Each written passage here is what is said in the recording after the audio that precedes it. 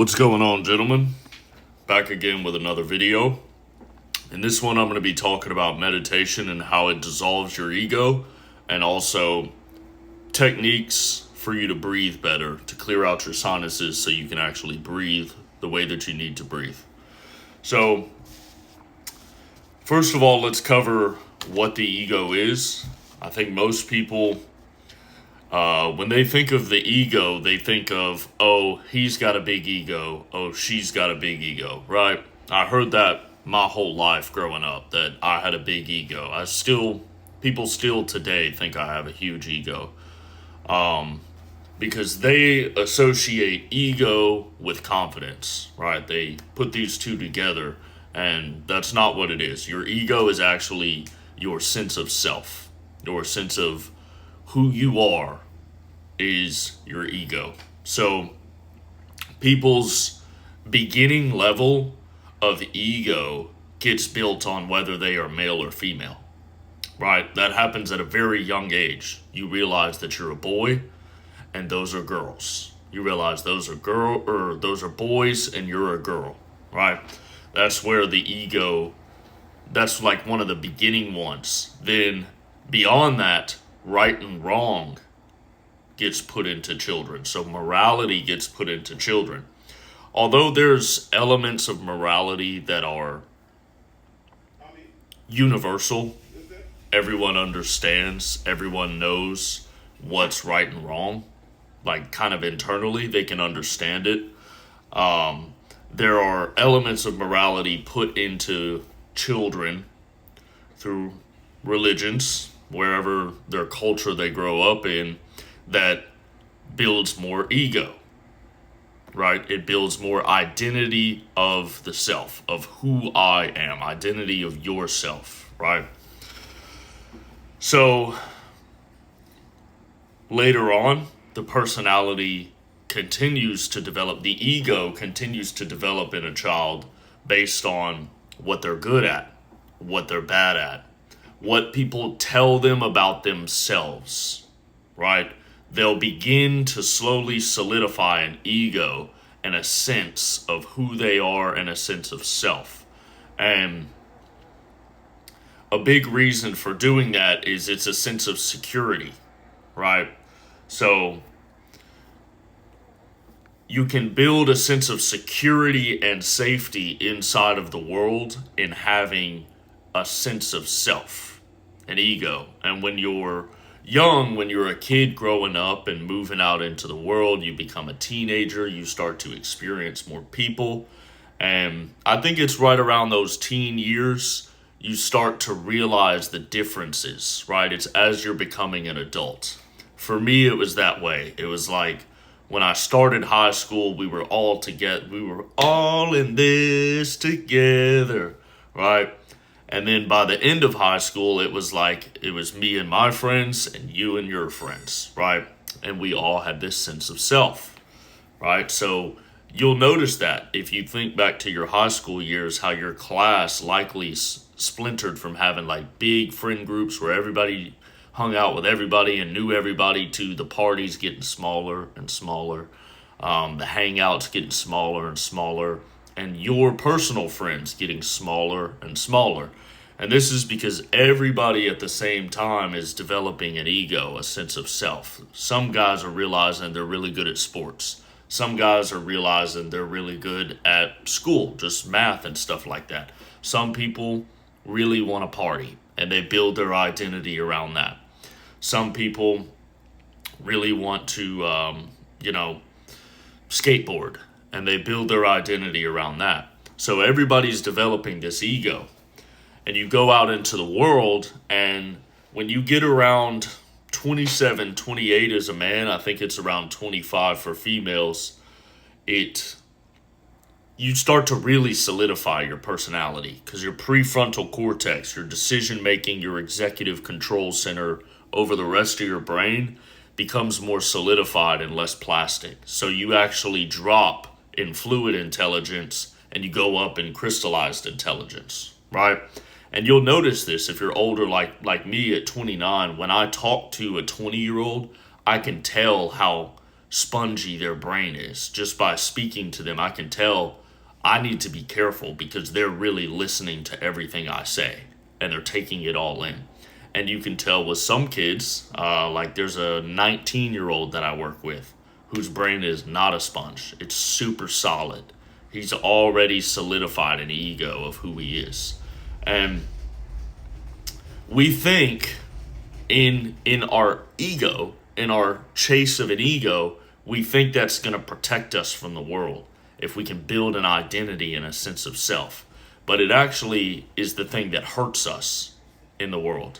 Because, like, I just got in an argument with a coworker, and he has no authority over me. He's just the brother of my manager, right? He's my manager's older brother. And so he's my age, right? So he was swinging his dick around a little more than I was going to tolerate, right? Two egos clashing. He thought he could, tell me what to do and thought he had some authority just because he's family with his brother. And I'm over here like, fuck you, dude. You ain't got none of that shit. And so when he told me to do something and I just directly said no to him, I looked at him in the face. His voice got very shaky. He really, it bothered him. His voice got shaky. He was shocked. He was raising his eyebrows like this. He was shocked that I was telling him no. And the thing is it's three brothers that I work with here. And the youngest one just got promoted into management recently. And he said in his management speech, which I already knew this about these three, I could tell. I could pick it up. He said when he was a kid, his parents never told him no. That he actually learned how to deal with being told no in this job. And he's 21 right now. So the older one still hasn't learned how to be told no. It really bothered him. And I could tell once I ended up having to go to a different store because this guy was trying to get me fired. He was calling his brother, telling him to fire me. All this nonsense, right? So the thing was I came in to squash the issue with him, and he got offended, and he talked about my tone. He talked about the tone that I was speaking to him in, which is like, dude, I'm not about to soften my tone. You're a grown-ass man. You're not a female. I'm not about to soften my tone for you, because you're talking to me any way you want. Any way you want, because you're family with my manager. And I'm just not going to take that disrespect. Right? So that's my ego. I have that line, right? Everybody has it. I'm not saying it's a bad thing. I'm just pointing out the qualities of the ego and where I'm going to get to the fact of how it holds us back in life, right? What I'm realizing within myself that I think a lot of other people can relate to. So I realized when I left the store that was probably a big hit to this guy's ego. Being told no and realizing that he didn't have any authority to really do anything to me, right? I think that was a big strike to his ego, because this happened to two other guys in this company as well. One tried to tell one what to do. He had no authority over him. The other one said no, and it really fucking bothered him. It bothered him for a while that he just couldn't do anything about it. He had no control. So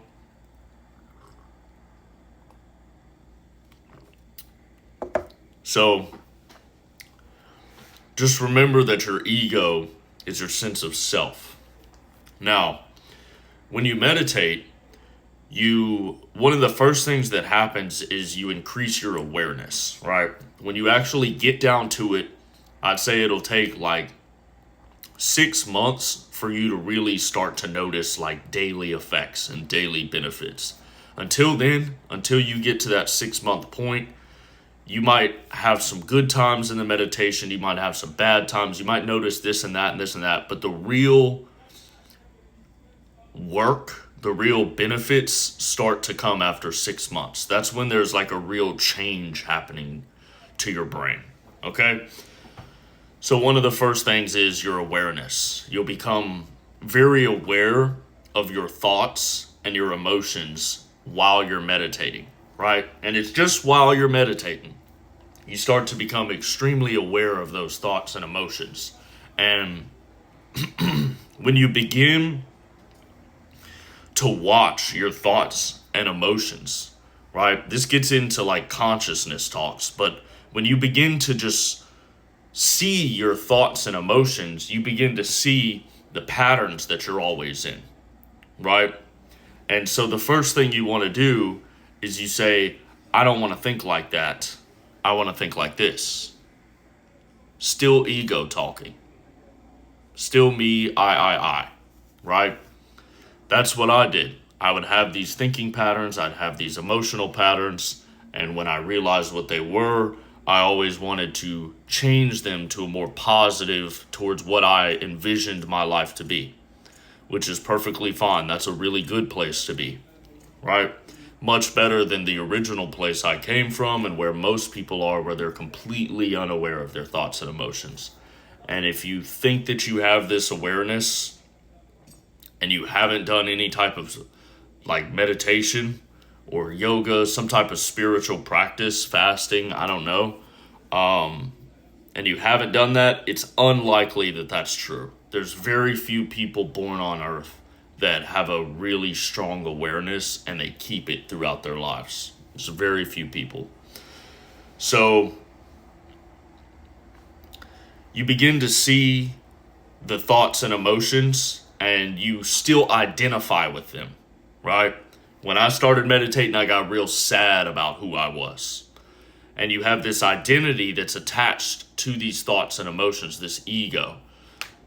Slowly but surely, you keep meditating and you keep switching those thoughts and emotions to different thoughts and emotions, right? You go from negative to positive. You just flip the coin over. I'm having negative thoughts. Let me think positively, right? About this situation, I thought X. Let me reframe X to Y in this way, so now it's good for me.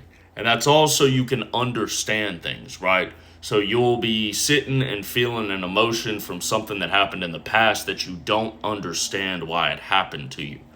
And you'll sit there and you'll finally be able to understand why it happened for you. You'll finally be able to see, like, oh my God, this didn't happen to me. This was actually a really good thing. It happened for me, all to lead me into this moment right here where I'm realizing that it was good for me, right? And that's at that moment, that's when you let it go. You let that old stuff go, right?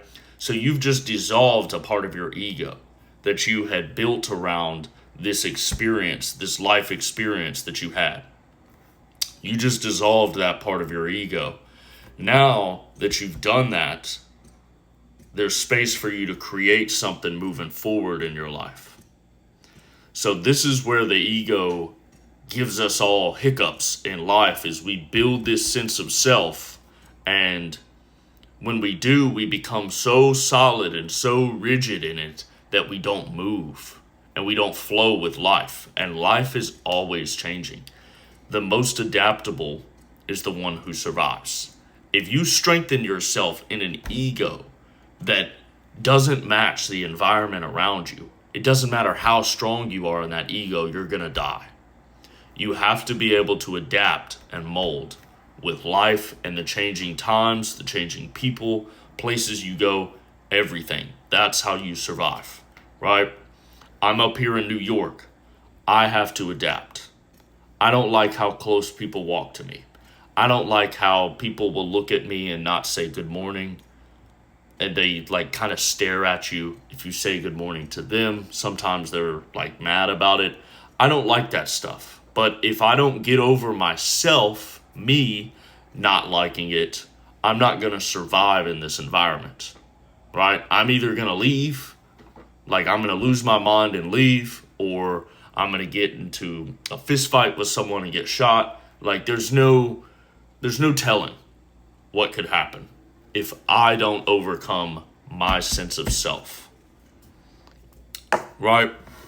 It would be the same if someone from New York went to my hometown in Tennessee. They would have to open up a little bit more. They'd have to learn how to be nice to strangers and cooperate with strangers and help them out a little bit more, right? They'd have to learn how to drive a little bit nicer, to let someone merge in front of them, to not be in such a hurry because it's a slower pace, right? And if they didn't dissolve their old ego and do that, they wouldn't survive. So, as we go through life, we build up this ego, right? And in your mid to late 20s, especially your late 20s, it gets solidified. You have a sense of self that's real strong, and it makes you confident, which is great. You have a level of confidence in your decision making and your action taking that you don't have when you're young. So that's a great thing that happens. But you also have the negative side of it, where you become so rigid and solidified that you stop learning. Your mind becomes closed off to learning new things, which is terrible. Because when you stop learning and you stop growing, you start dying, right? And this is what happens to most people. So when you meditate, eventually, right, first we started with you have a negative thought and you flip it to a positive. Eventually, you build that awareness. That awareness comes up more, which is really just your consciousness, right? It's just consciousness as a whole. You're aware of a lot of things that you don't know you're aware of because it's not in your conscious awareness. And in meditation, you're bringing a lot of your subconscious stuff, the rest of your brain, you're gaining access to it in a conscious state, right? Not just when you're sleeping. So the dreams you have, the dreams I talk about when I'm sleeping, those things begin to happen while I'm awake.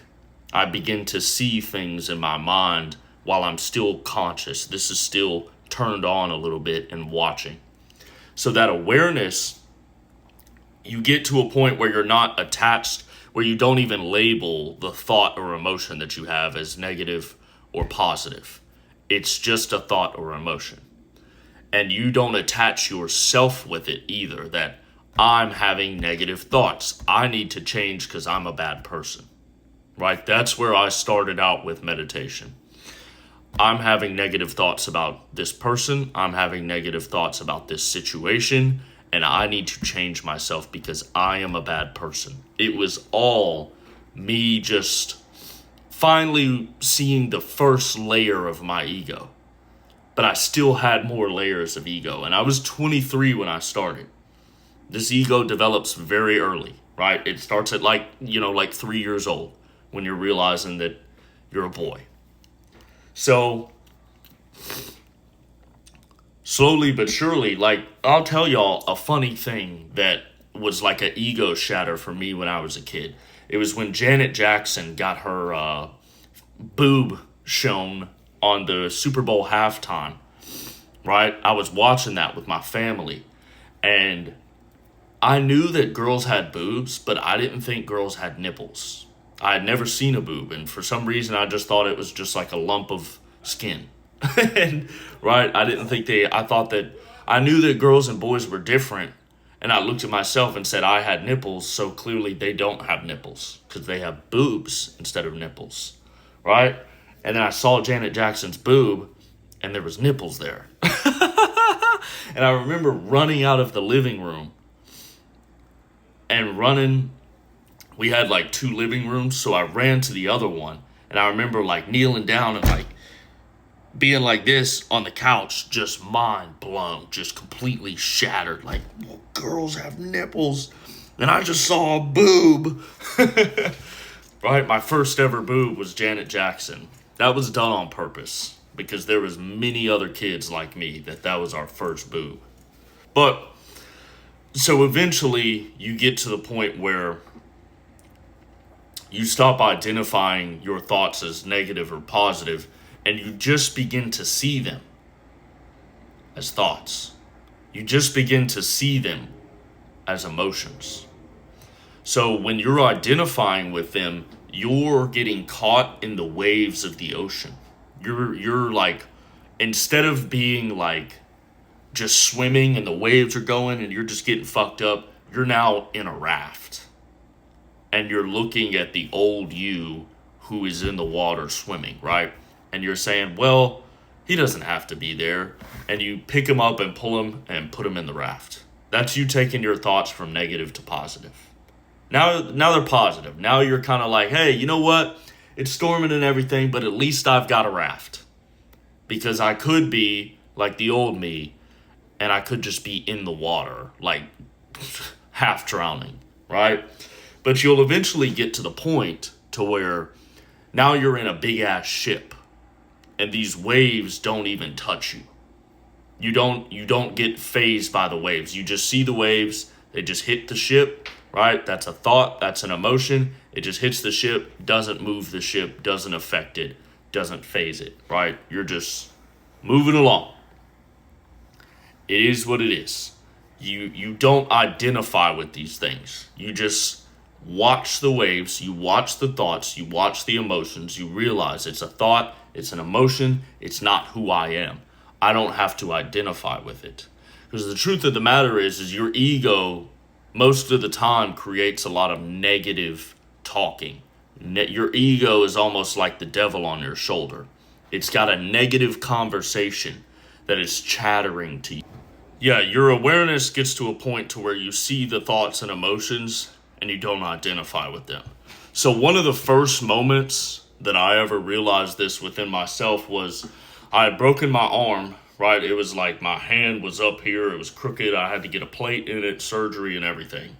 And the job I was at, I was 2 weeks away from finishing up my probation period where I would have been put into a union and my job would have been protected by the union. But since it was 2 weeks prior, they fired me because they could, right? Now, it was a 5-month probation period. So I had been at this job for 4.5 months and I got fired. And of course, personally, I was like, man, that's just like wrong.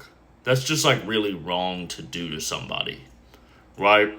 But, it's business. So they did what they did. I was in a blue collar job and I couldn't work for probably 6 months because how fucked up my arm was. And so I got fired, right? They had me come into the office, or they had me come into the shop on Monday. It happened on a weekend. And then they called me up to the office and they fucking fired me. And I was 25. And I was just like, what the fuck? I had just turned 25. It's like, man. So I go and I get in my truck. And I'm driving out the parking lot, and I'm going towards the building because I've got to loop around, and I can see the HR director in his office, the guy who just fired me. And I thought, man, I could just floor it right now. I could just floor it, drive right into the building and take him out, show him what it is. And then by the time I was pulling out onto the street, I was laughing. I was laughing that I had that thought. I was like, oh my God. Right? But so that was the first moment in my life where I had this thought of violence and aggression that I didn't identify with. And since I didn't identify with it, first of all, I didn't act on it. Secondly, the next place you get to beyond acting on it, the next place you get to is seeing it and then thinking you're a bad person because you even thought that thing. But that didn't even happen. I just laughed. Oh, dang, that was a thought. Oh, that would have been crazy. And it begins to make sense. It's like, well, of course I would think that in that moment because of what just happened. I've like, this guy just fired me. I'm young. I'm 2 weeks away from probation. Like, you could have just cut me some slack, dude. I just broke my arm in half. I've got to go. You fired me before I even go into surgery. Like, you're a real fucking asshole. So I'm completely justified in this, right? Completely justified in this. So you think inside your own head. Then you end up on the news for doing something like that. And everyone's like, that motherfucker's crazy. It does, dude, you just got fired. You can get another job. right? But that's what the ego does. You can't see any further. You can only see right here at the ground level. And the more ego you have, the more of an animal you are. Straight up. That's just what it comes down to. The more you act like an animal instead of a human, and you want to get to where you act like a human more. And then beyond that, you want to get to where you act like you're, a spirit, divine from God, right? So, like the guy that I got in the argument with recently, that really bothered him. I was completely unbothered by it. And you get to that point where when your ego is detached from something like that, right? I still had some ego. I had a line that I drew. But a lot of times the line that I draw is for the other person. So they can realize you don't get to control other people. You don't get to tell other people what to do. You control yourself, right? But you get to that point through meditation where you can almost help someone else out through conflict. You can create a conflict for them on purpose to show them a lesson, right? To teach them something that, like this guy, where this hurt his ego. This was like a hard thing for him.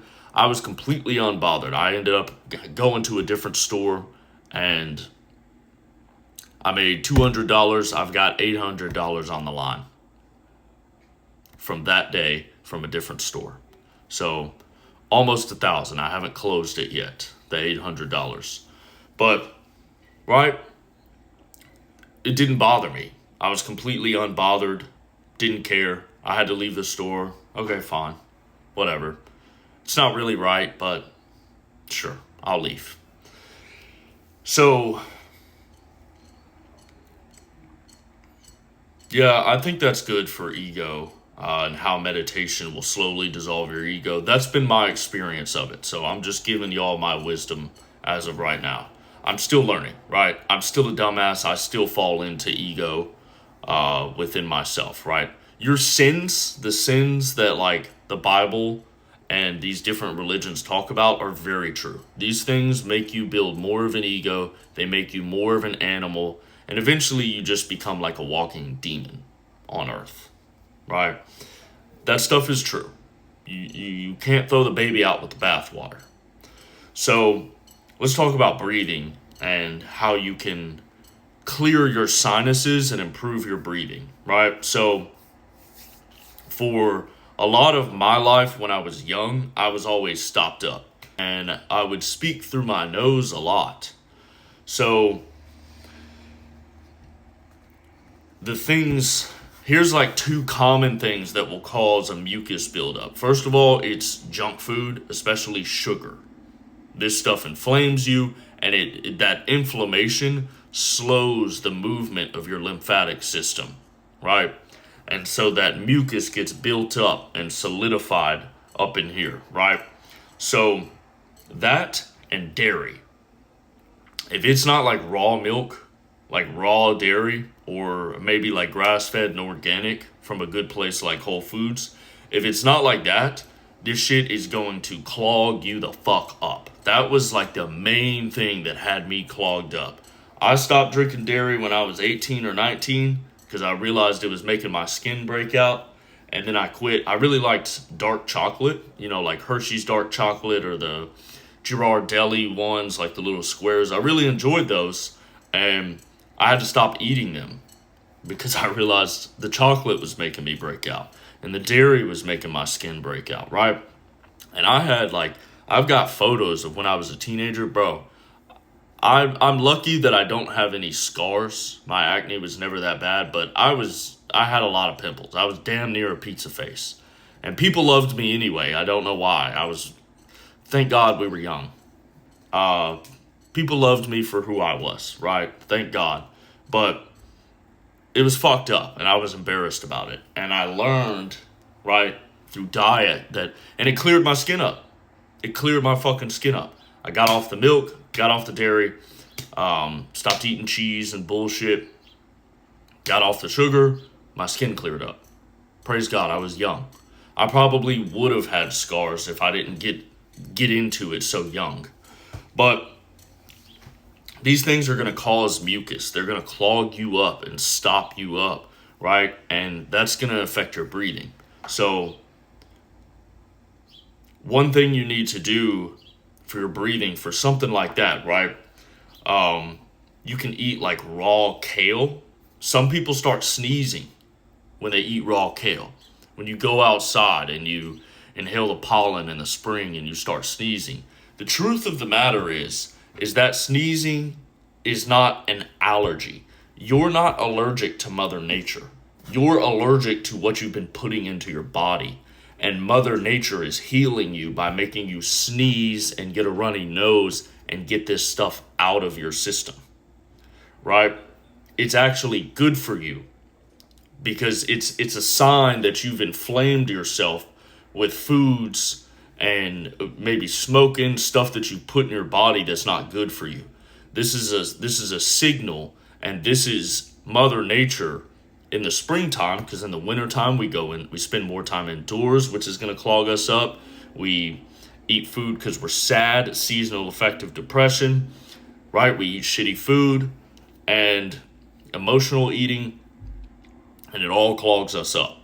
So springtime comes, people start going outdoors. There's a lot of pollen in the air. Just by Mother Nature's design, you're going to start sneezing a little more. You're going to have some allergies, but really it's just clearing you out. It's good for you. It's good that you go sniff the grass, get some pollen in there and start sneezing and let yourself just sneeze everything out. You're going to feel better afterwards, right? So a good way to keep everything moving is like a steam room or a sauna, right? These things are really good. Another good way is to take water, good clean water.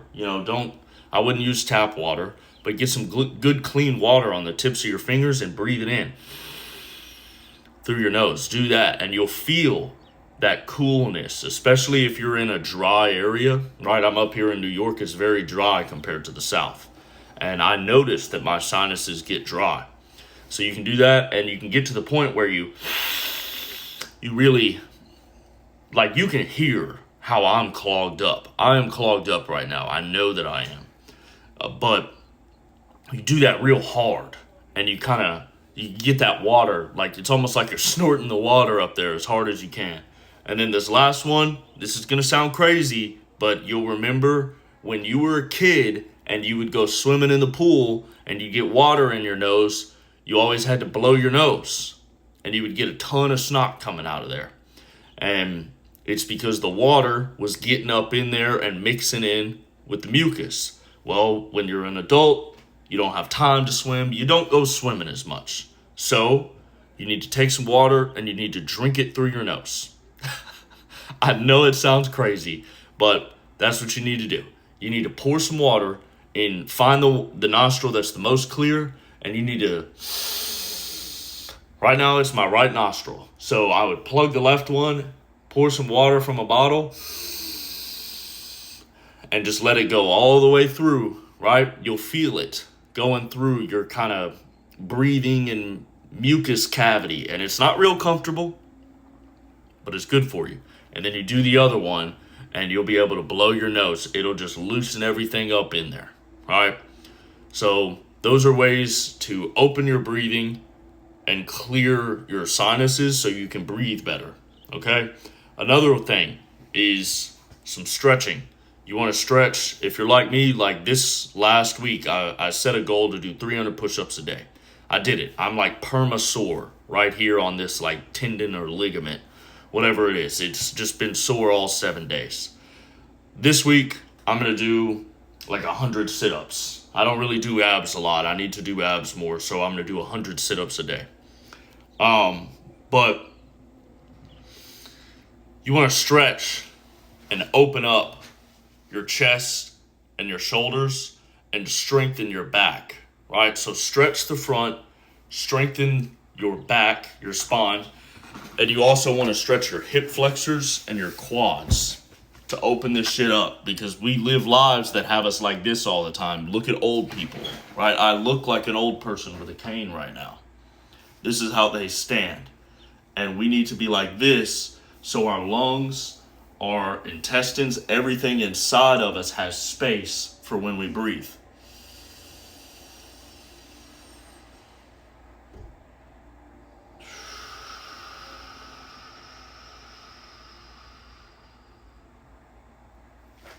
You should be able to take a good full breath. You should be able to breathe like a god, right? Because truthfully, that's what you are. You just don't remember it. And that's not something to get arrogant on, right?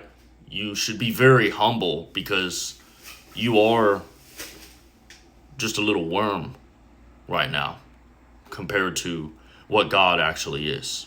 But you can move yourself closer to your spirit, which is the Spirit of God. You were made in the image, and God breathed the breath of life into you. Okay? All right, gentlemen, like the video, comment what you think, subscribe to the channel. Have a great day.